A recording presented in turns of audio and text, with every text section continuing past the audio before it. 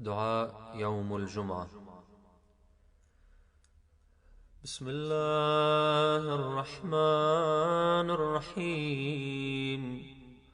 اللهم صل على محمد وآل محمد. الحمد لله الأول قبل الإنشاء والإحياء، والآخر بعد فناء الأشياء، العليم الذي لا ينسى من ذكرا ولا ينقص من شكرا ولا يخيب من دعا ولا يقطع رجاء من رجا.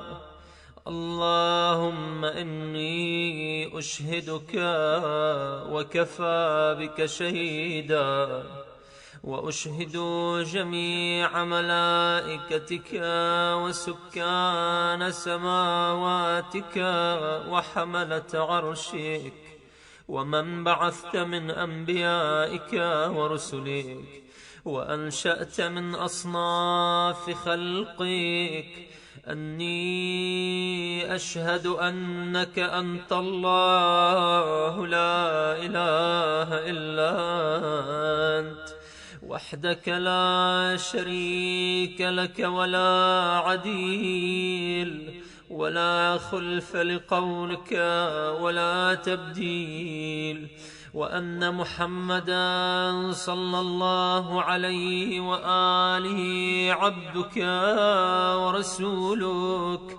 أدى ما حملته إلى العباد وجاهد في الله عز وجل حق الجهاد، وأنه بشر بما هو حق من الثواب وأنذر بما هو صدق من العقاب.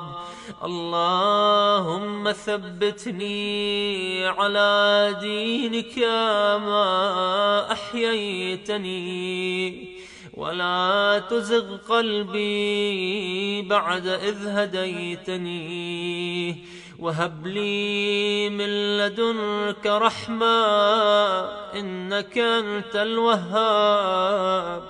صل على محمد وعلى آل محمد، واجعلني من أتباعه وشيعته، واحشرني في زمرته، ووفقني لأداء فرض الجمعات وما أوجبت علي فيها من الطاعات، وقسمت لأهلها من العطاء في يوم الجزاء، إنك أنت العزيز الحكيم برحمتك يا أرحم الراحمين.